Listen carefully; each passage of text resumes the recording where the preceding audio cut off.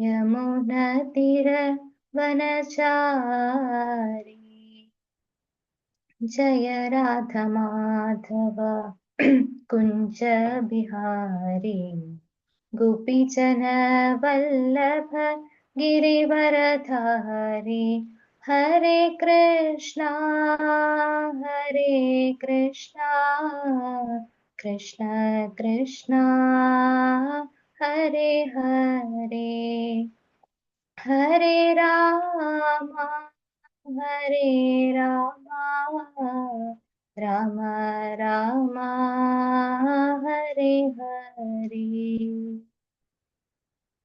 ओम अज्ञानतिमिरान्धस्य ज्ञानाञ्जनशलाकया चक्षुरुन्मीलितं येन तस्मै श्रीगुरवे नमः। श्रीचैतन्यमनोभीष्टं स्थापितं येन भूतले स्वयं रूपकदा मह्यं ददाति स्वपदान्तिकम्। हे कृष्णा करुणा सिन्धु दीनबन्धो जगत्पदे गोपेश गोपिकान्त राधाकान्त नमोऽस्तुते। तप्तकाञ्चन गौराङ्गी राधे वृन्दावनेश्वरी वृषभानुसुते देवी प्रणमामि हरिप्रिये। जय श्री कृष्ण चैतन्य प्रभु नित्यानन्द श्री अद्वैत गदाधर श्रीवासादि गौरभक्तवृन्द। हरे कृष्ण कृष्ण कृष्ण हरे हरे हरे राम राम राम हरे हरे। ഹരേ കൃഷ്ണ. എല്ലാ ഡിവോട്ടീസിനും എൻ്റെ പ്രണാമം. നമ്മൾ കഴിഞ്ഞ ക്ലാസ്സിൽ കണ്ടത് മെന്റൽ ഇക്വിലിബ്രിയം, അതായത് മാനസിക സന്തുലിതാവസ്ഥ നഷ്ടപ്പെട്ട് നിൽക്കുന്ന അർജുനനെയാണ്. എങ്ങനെയാണ് അർജുനന്റെ മാനസിക സന്തുലിതാവസ്ഥ നഷ്ടപ്പെട്ടത്? താൻ യുദ്ധം ചെയ്യേണ്ടത് ബന്ധുക്കളോടും സ്വജനങ്ങളോടും തന്റെ സുഹൃത്തുക്കളോടുമാണെന്ന് തിരിച്ചറിഞ്ഞിട്ട് അർജുനൻ മാനസിക സന്തുലിതാവസ്ഥ നഷ്ടപ്പെട്ട് നിൽക്കുകയാണ്. അർജുനൻ രണ്ടാമതായി പറഞ്ഞ കാരണങ്ങൾ തൊട്ടിട്ടാണ് നമ്മൾ കഴിഞ്ഞ ക്ലാസ്സിൽ കണ്ടത്, അല്ലേ? തനിക്ക് രാജ്യം വേണ്ട, രാജ്യം കൊണ്ടുള്ള സുഖഭോഗങ്ങൾ ഒന്നും തന്നെ വേണ്ട. അതുപോലെ മൂന്നാമതായി പറഞ്ഞു, ഈ ഒരു പാപകർമ്മം ചെയ്യുന്നത് കൊണ്ടുണ്ടാകുന്ന പാപ പ്രതികരണങ്ങൾ എന്തായിരിക്കുമെന്നും അർജുനൻ പറഞ്ഞു, അല്ലേ? അതില് നമ്മൾ 6 തരത്തിലുള്ള അക്രമികളെ പറ്റിയിട്ടും നമ്മൾ കണ്ടു. അവരെ വധിക്കുന്നതിൽ പാപം ഉണ്ടാകുകയില്ല, പാപം ലഭിക്കുകയില്ല എന്ന് ശാസ്ത്രങ്ങൾ പറയുന്നതായും നമ്മൾ കണ്ടു. പക്ഷേ അർജുനൻ അതിനാണോ പ്രാധാന്യം നൽകുന്നത്? അല്ല.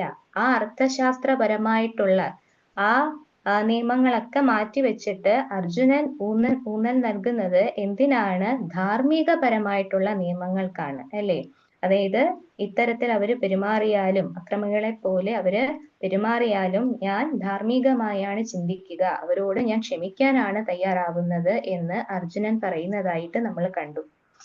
അതുപോലെ നമ്മൾ നാലാമതായി കണ്ടു, അർജുനൻ പറയുന്നു വംശം നശിക്കും, കുലധർമ്മങ്ങൾ നശിക്കും, അധർമ്മം വർദ്ധിക്കും, സ്ത്രീത്വം ദുഷിച്ചു പോകും, ആർക്കും വേണ്ടാത്ത കുട്ടികൾ ജനിക്കും. അങ്ങനെ ഓരോന്നായി അർജുനൻ കാരണങ്ങൾ പറയുന്നു. എന്നിട്ട് അർജുനൻ പറയുകയാണ്, നമ്മുടെ കുടുംബത്തിൽ മുതിർന്നവർ ഇല്ല എങ്കിൽ ഇനിയുള്ള വരും തലമുറ എന്താണ് ജീവിത ലക്ഷ്യം എന്നുള്ളത് എങ്ങനെ അവർ മനസ്സിലാക്കും? എങ്ങനെയാണ് അവർക്ക് പാത മനസ്സിലാകുക? മുന്നോട്ടുള്ള ആരാണ് അവരെ നയിക്കുക? അതുകൊണ്ട് തന്നെ നമ്മുടെ കുടുംബത്തിൽ മുതിർന്നവർ ഉണ്ടാകേണ്ടത് ആവശ്യമാണ്. അതുപോലെ പിതൃകർമ്മങ്ങൾ ചെയ്യാൻ, പിതൃതർപ്പണം ചെയ്യാൻ ഒന്നും സാധിച്ചില്ല എങ്കിൽ ആ കുലം നശിച്ചു തന്നെ പോകും. അതുകൊണ്ട് തന്നെ താൻ ഈ മുതിർന്നവരെയോ അല്ലെങ്കിൽ തന്റെ സ്വജനങ്ങളെയോ തന്നെ കൊല്ലുവാൻ ആഗ്രഹിക്കുന്നില്ല, അവരെ വധിക്കുവാൻ ആഗ്രഹിക്കുന്നില്ല. അവരെന്നെ വധിച്ചാലും അല്ലെങ്കിൽ അവരെന്നോട് പോരിന് വന്നാലും ഞാൻ അവരോട് പൊരുതുകയില്ല എന്ന് പറഞ്ഞിട്ട് തന്റെ മാനസിക സന്തുലിതാവസ്ഥ നഷ്ടപ്പെട്ട്, മെന്റൽ ഇക്വിലിബ്രിയം നഷ്ടപ്പെട്ട് വിഷണ്ണനായിരിക്കുന്ന അർജുനനെയാണ് നമ്മൾ 1-ാം അധ്യായത്തില് അവസാനമായിട്ട് കണ്ടത്. നമ്മൾ ഇനി 2-ാമത്തെ അധ്യായത്തിലേക്ക് കടക്കാണ്. 2-ാമത്തെ അധ്യായം ഗീതാ വിഷയ സംഗ്രഹം എന്നാണ് ആ അധ്യായത്തിന്റെ പേര്. അതായത് contents of the Gita summarised, ഗീതാ വിഷയ സംഗ്രഹം.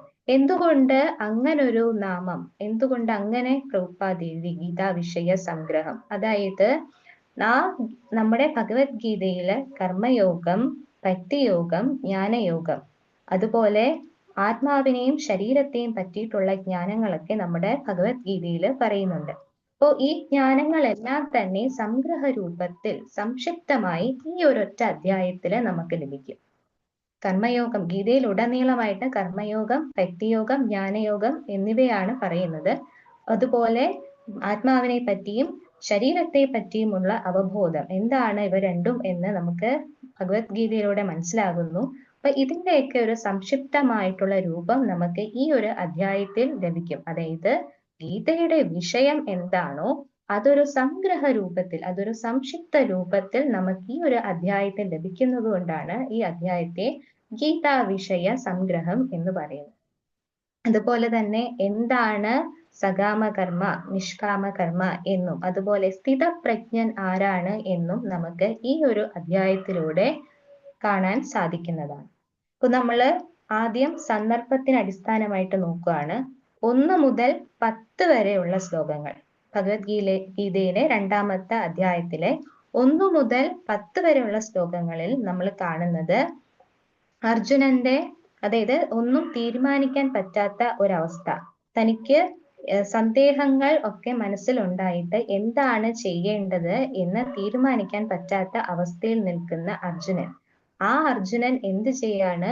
ഭഗവാനെ അഭയം പ്രാപിക്കുകയാണ്, ഭഗവാന്റെ ശിഷ്യനാവാൻ താല്പര്യപ്പെട്ട് നിൽക്കുകയാണ്. അതാണ് നമ്മൾ 1 തൊട്ട് 10 വരെയുള്ള ശ്ലോകങ്ങളിൽ, 2ാം അധ്യായത്തിലെ 1 തൊട്ട് 10 വരെയുള്ള ശ്ലോകങ്ങളിൽ നമ്മൾ കാണുന്നത്. അതില് 1 മുതൽ 3 വരെയുള്ള ശ്ലോകങ്ങളിൽ നമ്മൾ കാണുന്നു അർജുനനെ ഭഗവാൻ ഉപദേശിക്കുന്നതായിട്ട് നമ്മൾ ആദ്യത്തെ 3 ശ്ലോകങ്ങളിൽ കാണുന്നു. അപ്പൊ നമ്മള് വിവർത്തനം നോക്കുകയാണെങ്കിൽ ആദ്യത്തെ അധ്യായത്തിന്റെ വിവർത്തനം, സഞ്ജയൻ പറഞ്ഞു, അങ്ങനെ കരുണാർദ്രനായി അശ്രുക്കൾ നിറഞ്ഞ കണ്ണുകളോടെ നിൽക്കുന്നവനായ അർജുനനെ കണ്ടിട്ട് മധുസൂദനൻ പറഞ്ഞു. അപ്പോ ഈ ഒരു വിവർത്തനത്തിൽ നമ്മൾ നോക്കേണ്ടതാണ് ഭഗവാനെ വിശേഷിപ്പിച്ചിരിക്കുന്നത്. ഭഗവാനെ വിശേഷിപ്പിച്ചിരിക്കുന്ന നാമം എന്താണ്? മധുസൂദനൻ എന്നാണ്. മധുസൂദന എന്നാണ് വിശേഷിപ്പിച്ചിരിക്കുന്നത്. എന്തുകൊണ്ടാണ് മധുസൂദന എന്ന് പറഞ്ഞത്? മധു എന്ന അസുരനെ കൊന്നതുകൊണ്ടാണ് ഭഗവാന് മധുസൂദനൻ എന്ന നാമം ലഭിച്ചത്. മധു എന്ന അസുരനെ കൊന്നതുകൊണ്ടാണ് ഭഗവാന് മധുസൂദനൻ എന്ന നാമം ലഭിച്ചത്.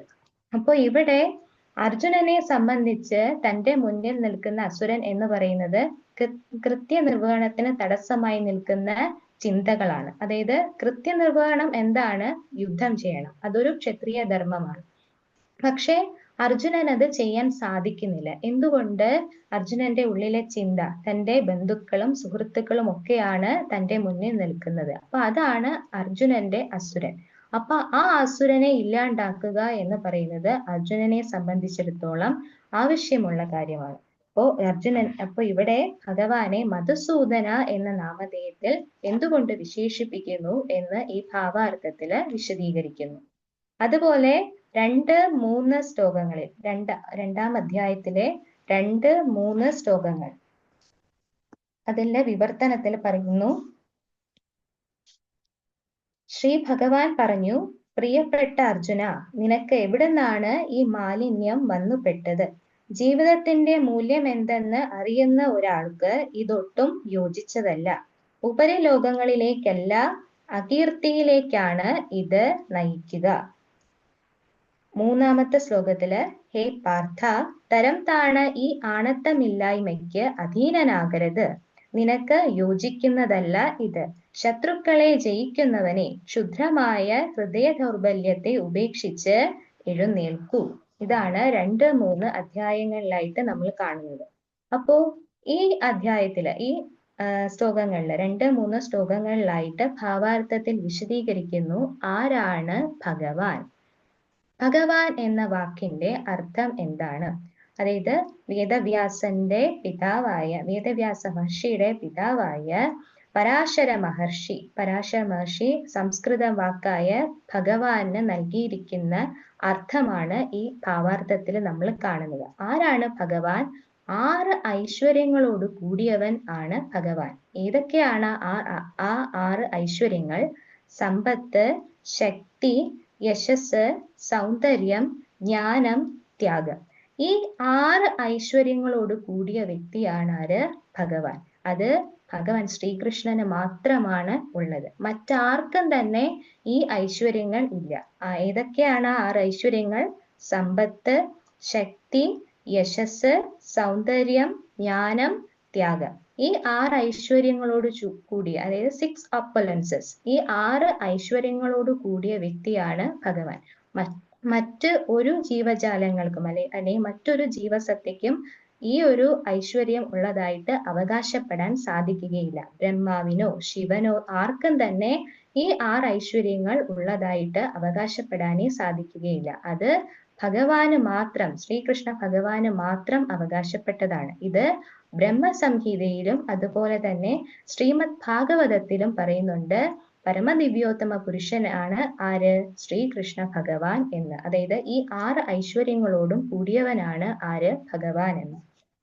അപ്പോ ഇനി നമ്മൾ പോകുന്നത് 4 മുതൽ 6, 4, 5, 6 ശ്ലോകങ്ങളിലെ സംക്ഷിപ്തങ്ങളിലേക്കാണ്. അതായത് 4ാമത്തെ ശ്ലോകത്തില് വിവർത്തനത്തിൽ പറയുന്നു: ശത്രുനാശകനായ അല്ലയോ മധുസൂദന, പൂജാർഹമായ ഭീഷ്മരെയും ദ്രോണരെയും പോലെയുള്ളവർക്കെതിരെ ഞാൻ എങ്ങനെ അസ്ത്രങ്ങളാൽ തിരിച്ചടിക്കും എന്ന് അർജുനൻ ചോദിക്കുന്നു. അർജുനൻ എന്താ ചോദിക്കുന്നത്? ശത്രുനാശകനായ അല്ലയോ മധുസൂദന. ശത്രുനാശകനായ അല്ലയോ മധുസൂദന. കാരണം മധുസൂദനൻ എന്ന നാമം ഭഗവാൻ എങ്ങനെയാണ് ലഭിച്ചത്? മധു എന്ന അസുരനെ കൊന്നതുകൊണ്ട്. ശത്രുനാശകനായ അല്ലയോ മധുസൂദന, പൂജാർഹരായ ഭീഷ്മരെയും ദ്രോണരെയും പോലെയുള്ളവർക്കെതിരെ ഞാൻ എങ്ങനെ അസ്ത്രങ്ങളാൽ തിരിച്ചടിക്കും? തീർച്ചയായും നമ്മുടെ മുതിർന്നവർ, അല്ലെങ്കിൽ പ്രായത്തിന് മുതിർന്നവർ എന്ന് പറയുന്നത് ബഹുമാനിക്കേണ്ടവർ തന്നെയാണ്. അവരോട് സംസാരിക്കുന്നതിനും പ്രവർത്തിക്കുന്നതും ഒക്കെ ബഹുമാനത്തോടെ വേണം ചെയ്യാൻ. അവര് ഇങ്ങോട്ട് കഠിനമായി സംസാരിച്ചാലോ അല്ലെങ്കിൽ കഠോരമായി പ്രവർത്തിച്ചാലോ തന്നെയും വളരെ പക്വതയോടെ മര്യാദയോടെ തിരിച്ച് സഹകരിക്കുക എന്നതാണ് നമ്മൾ ചെയ്യേണ്ട പ്രവൃത്തി. അപ്പോ അർജുനൻ ചോദിക്കുന്നത് ശരിയായിട്ടുള്ള കാര്യം തന്നെയാണ്. ഇത്രയും ആദരണീയരായിട്ടുള്ള വ്യക്തികളോട് താൻ എങ്ങനെയാണ് യുദ്ധം ചെയ്യുക?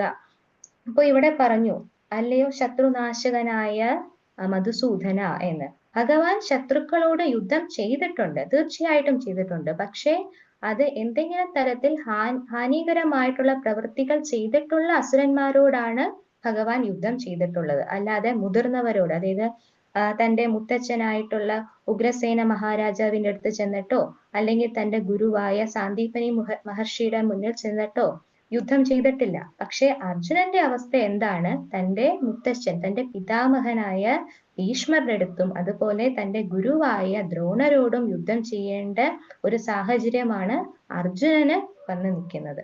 അതാണ് അർജുനൻ പറയുന്നത്. ഇനി 5ാമത്തെ ശ്ലോകത്തില് നമ്മൾ കാണുന്നു: എന്റെ ഗുരുജനങ്ങളായ മഹാത്മാക്കളുടെ ജീവിതം കൊണ്ട് പന്താടുന്നതിനേക്കാൾ നല്ലത് ഭിക്ഷയാചിച്ച് ഉപജീവിക്കുന്നതാകും. ലൗകിക നേട്ടങ്ങൾ ആഗ്രഹിക്കുന്നവരാണെങ്കിലും ഗുരുജനങ്ങളായ അവർ വധിക്കപ്പെടുകയാണെങ്കിൽ നാം ആസ്വദിക്കുന്ന സുഖങ്ങളെല്ലാം രക്തപങ്കിലമായിരിക്കും എന്ന് അർജുനൻ പറയുന്നു. അതായത് ഈ വ്യക്തികൾ, അതായത് ദ്രോണരും അതുപോലെ ഭീഷ്മരും, അവര് ആദരണീയരായിട്ടുള്ള വ്യക്തികളാണ്. അതുകൊണ്ട് തന്നെ അവരുടെ ജീവിതം കൊണ്ട് പന്താടാൻ ആരാഗ്രഹിക്കുന്നില്ല? അർജുനൻ ആഗ്രഹിക്കുന്നില്ല. അപ്പൊ തന്റെ ജീവിതത്തിൽ തന്റെ ഗുരുക്കൾ എത്തരത്തിൽ തന്നോട് പെരുമാറിയാലും താൻ അവരോട് ആദരണീയനായിട്ട്, അതായത് ബഹുമാനത്തോടെ മാത്രമേ പ്രവർത്തിക്കുകയുള്ളൂ. ഇവിടെ ഭീഷ്മരും ദ്രോണരും എങ്ങനെയാണ് ഈ ദുര്യോധനന്റെ പക്ഷത്ത് വന്നത്? കാരണം ദുര്യോധനിൽ നിന്നും അവര് സാമ്പത്തിക സഹായം സ്വീകരിച്ചിട്ടുണ്ട്.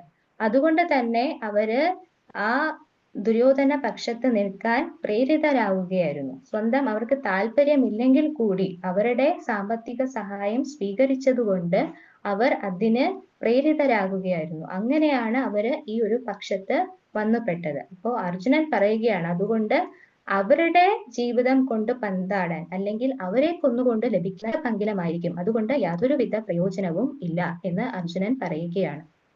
ഇനി 6ാമത്തെ ശ്ലോകത്തിൽ നമ്മൾ കാണുന്നു: അവരെ ജയിക്കുന്നതോ അവരാൽ തോൽപ്പിക്കപ്പെടുന്നതോ ഏതാണ് നല്ലത് എന്ന് നമുക്ക് അറിഞ്ഞുകൂടാ.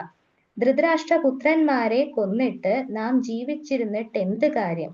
എങ്കിലും അവർ ഇപ്പോൾ ഈ യുദ്ധത്തിനായി നമ്മുടെ മുൻപാകെ നിൽക്കുന്നു.